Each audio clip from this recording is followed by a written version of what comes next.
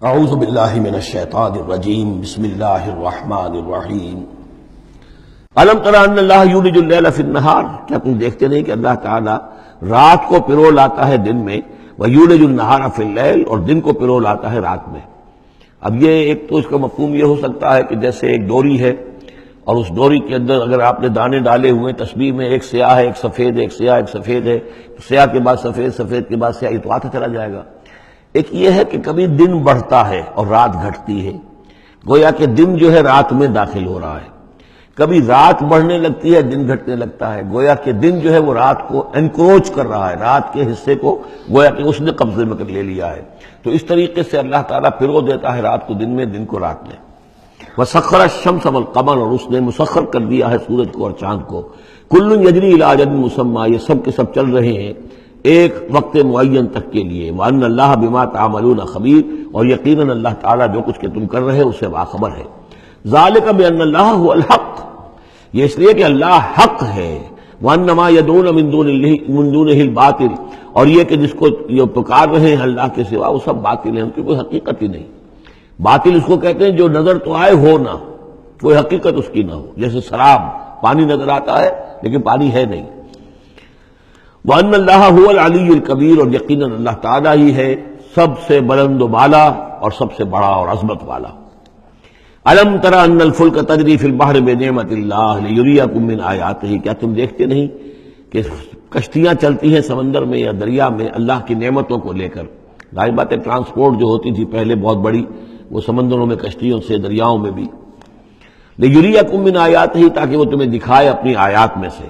ان فی ذلک لآیات لکل صبار شکور، یقیناً اس میں آیات ہیں، لیکن کس کے لیے؟ ان سب لوگوں کے لیے جو صبر کرنے والے ہیں، شکر کرنے والے ہیں۔ صبار یہ بھی مبالغے کا صیغہ ہے، فعال کے وزن پر، بہت صبر کرنے والا۔ شکور فعول کے وزن پر ہے، بہت زیادہ شکر کرنے والا۔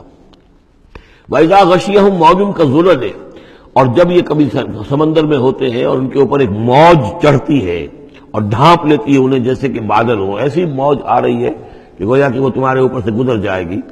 دعوا اللہ مخلصین لہ الدین، تو وہ پکارنے لگتے ہیں اللہ کو اسی کے لیے اپنی اطاعت کو خالص کرتے ہوئے۔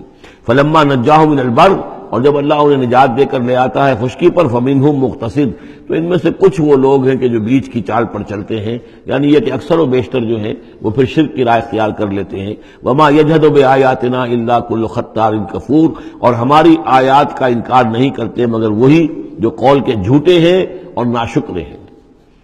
یا ایھا الناس اتقوا ربکم واخشوا یوما، اے لوگو اپنے رب کا تقوی اختیار کرو اور ڈرو اس دن سے، لا یجزی والد عن ولدہ، جس دن کوئی والد اپنے بیٹے سے کسی شے کو دور نہیں کر سکے گا، بچا نہیں سکے گا کسی بھی چیز سے، ولا مولود هو جاز عن والدہ شیئا، اور نہ ہی بیٹا جو ہے وہ اپنے باپ سے کوئی شے دور کر سکے گا، کوئی کسی کے کام نہیں آئے گا، نہ باپ بیٹے کے نہ بیٹا باپ کے، تو باقی سارے رشتے جو ہیں وہ اس کے بعد ثانوی ہیں۔ ان وعد اللہ حق، یہاں وہ آیت بھی یاد آ گئی ہوگی آپ کو، یا بنی اسرائیل اذکروا نعمتی التی انعمت علیکم انی فضلتکم علی العالمین واتقوا یوما لا تجزی نفس عن نفس شیئا ولا یقبل منها شفاعۃ ولا یؤخذ منها عدل ولا هم ينصرون۔ یا ایھا الناس اتقوا ربکم واخشوا یوما لا یجزی والد عن ولدہ ولا مولود هو جاز عن والدہ شیئا ان وعد اللہ حق، اللہ کا وعدہ سچا ہے، شدنی ہے، اٹل ہے، ہو کر رہے گا، قیامت آ کر رہے گی، جزا و سزا ہو کر رہے گی۔ فلا تغرنکم الحیات الدنیا، تو دیکھو تمہیں نہ دھوکے میں ڈال دے یہ دنیا کی زندگی، تم اسی کے اوپر ریجھ جاؤ، اسی میں مگن ہو جاؤ، اسی میں گم ہو جاؤ، تو گویا کہ یہ تمہارے لیے پھر دھوکے کی ٹٹی بن گئی کہ اصل زندگی سے تمہیں جو ہے ذہناً جو ہے اس نے غافل کر دیا۔ ولا یغرنکم باللہ الغرور، اور دیکھنا وہ دھوکے باز تمہیں اللہ تعالیٰ کی شان غفاری کے حوالے سے دھوکہ نہ دے۔ یہ شیطان آ کر یہ بھی کہتا ہے کہ اللہ تو بڑا غفار ہے، تم نے کیا کیا، کچھ چھوٹے سے گناہ تھوڑے سے کیے، اللہ کی مغفرت تو بہت وسیع ہے، خامخواہ کاہے کو گھبراتے ہو، کاہے کو توبہ کرتے ہو۔ تو یہ جو ہے اللہ کی رحیمی، اللہ کی شان غفاری کا حوالے سے دھوکے میں دینا انسان کو۔ ولا یغرنکم باللہ الغرور ان اللہ عندہ علم الساعہ، اللہ ہی ہے کہ جس کے پاس ہے قیامت کا علم کہ قیامت کب آئے گی۔ ساعہ اور قیامہ، اس کے فرق کو ذہن میں رکھیے۔ گھڑی وہ معین گھڑی جب کہ زلزلہ ہوگا اور یہ اجرام سماویہ جو ہیں وہ ایک دوسرے سے ٹکرائیں گے، اور پہاڑ جو ہے روئی کے گالوں، یہ ساعہ ہے جس میں کہ ہلاکت ہوگی دنیا کی آخری۔ اور پھر باعث بعد الموت کے بعد جو دن آنا ہے وہ قیامہ ہے۔ قیام کہتے ہیں کھڑے ہونے کو، اس دن کھڑے ہوں گے لوگ اور حاضر ہوں گے اپنے رب کے حضور میں۔ تو عام طور پر ہم قیامت کا لفظ جب بولتے ہیں تو ساعت کی جگہ پر بولتے ہیں۔ قرآن کی جو پرٹیکولر اپنی ٹرمینالوجی ہے اس میں یہ ساعہ ہے، وہ گھڑی کہ جس میں ہلچل ہوگی، اور یہ جو بھی کچھ ہونا ہے جس کا کہ نقشہ کھینچا گیا، القارعہ والقارعہ وما ادراک ما القارعہ، یہ ہے الساعہ۔ لیکن پھر جب بعث بعد الموت کے بعد جب کھڑے ہونا ہے قبروں سے نکل کر اللہ کے حضور میں، تو یہ ہوگا قیامہ، کھڑے ہونے کا دن۔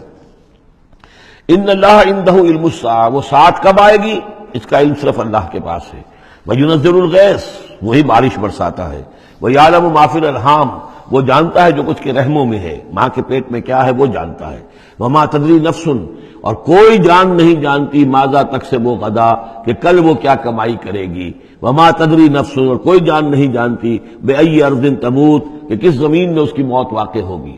ایک شخص ہے اپنے ملک سے صرف چند دن کے لیے کہیں باہر گیا، وہیں انتقال ہو گیا، اسے کبھی گمان بھی نہیں ہو سکتا تھا۔ سال ہر سال سے کہیں مقیم ہے، وہاں موت نہیں آئی، اور کہیں گیا ہے اور وہاں موت آ گئی۔ تو کوئی نہیں جانتا کس زمین میں اس کی موت واقع ہوگی۔ ان اللہ علیم الخبیر، یقیناً اللہ تعالیٰ علیم اور خبیر ہے۔ یہ جو 5 چیزیں یہاں گنوائی گئی ہیں، اس میں آج کل بڑا اشکال ہے، اور لوگ کہتے ہیں کہ یہ آپ پتہ چل جاتا ہے کہ ماں کے رحم میں جو ہے، ماں کے پیٹ میں بیٹا ہے یا بیٹی ہے۔ اس کے 2 اعتبار سے اس کو سمجھ لیجئے۔ اس آیت میں 5 چیزوں کا ذکر ہے۔ پہلی چیز میں حصر کا اسلوب ہے کہ یہ چیز صرف اللہ کو معلوم ہے، اگرچہ یہاں یہ نہیں لکھا ہوا ہے کہ اللہ کے سوا کوئی نہیں جانتا، پھر بھی چونکہ حصر کا اسلوب ہے، ان اللہ عندہ علم الساعہ، یقیناً اللہ ہی ہے جس کے پاس ہے قیامت کا علم، ساعت کا علم۔ اس میں بھی گویا کہ نفی ہو گئی کہ کوئی اور نہیں جانتا۔ 2 آخری چیزوں میں بھی نفی ہے، وما تدری نفس ماذا تکسب غدا، کوئی نہیں جانتا کہ کل وہ کیا کمائے گا، اس میں بھی کیٹیگوریکل نفی ہے اس کی۔ وما تدری نفس بأی ارض تموت، یہ بھی پھر کیٹیگوریکل نفی ہے کہ نہیں کوئی جانتا، کوئی جان نہیں جانتی کہ کہاں اس کی موت واقع ہوگی۔ لیکن 2 چیزیں جو ہے کیٹیگوریکل ڈینائل نہیں ہے۔ وَيُنَزِّلُ الْغَيْثَ، اللہ بارش برساتا ہے، یہ کہاں لکھا؟ نہ یہاں اس حصر کا اسلوب ہے، نہ یہ لکھا ہے کہ یہ کام جو ہے صرف اللہ کرتا ہے۔ اسی طرح یعلم ما فی الارحام، اللہ جانتا ہے جو کچھ کے رحموں میں ہے، اب یہ جو نہیں لکھا کہ کوئی اور نہیں جانتا۔ اس اعتبار سے قرآن مجید کے الفاظ جو ہیں ان کے اوپر تو اعتراض وارد ہو ہی نہیں سکتا۔ البتہ اعتراض اگر کچھ وارد ہوتا تو ایک حدیث پر ہوتا ہے۔ حدیث میں یہ آیا ہے کہ حضرت جبرائیل نے جب پوچھا تھا کہ مجھے قیامت کے بارے میں بتائیے، تو اس میں سے ایک روایت میں یہ الفاظ آئے ہیں کہ فی 5 لا یعلمہن الا اللہ، یہ قیامت کا علم جو ہے یہ تو ان 5 چیزوں میں سے ہے جنہیں اللہ کے سوا کوئی نہیں جانتا، اور وہاں حضور نے یہ ساری چیزیں گنوائی ہیں۔ اس کا جو ہے جواب وہ یہ ہے کہ رحم میں کیا ہے اس کا صرف ایک پہلو ہمیں معلوم ہوا ہے کہ وہ بیٹا یا بیٹی ہے، باقی جو کچھ ہے اس کے نہ معلوم کتنے پہلو ہیں، کتنا ذہین ہے، کس قدر فطین ہے، اس کے اندر کیا اوصاف ہیں، اس میں کیا صلاحیتیں ہیں، شقی ہے یا سعید ہے، نیکوکار ہوگا بدکار ہوگا، کیا پتہ ہے، یا ہوگا یا ہوگی۔ تو اس سے یہ کہ اس کی جو حدیث کا بھی معاملہ ہے اس کی بھی جو ہے اس کی توضیح موجود ہے، اس پہ کسی گھبرانے کی ضرورت نہیں ہے۔ ان اللہ علیم الخبیر، یقیناً اللہ تعالی علیم اور خبیر ہے۔ صدق اللہ العظیم۔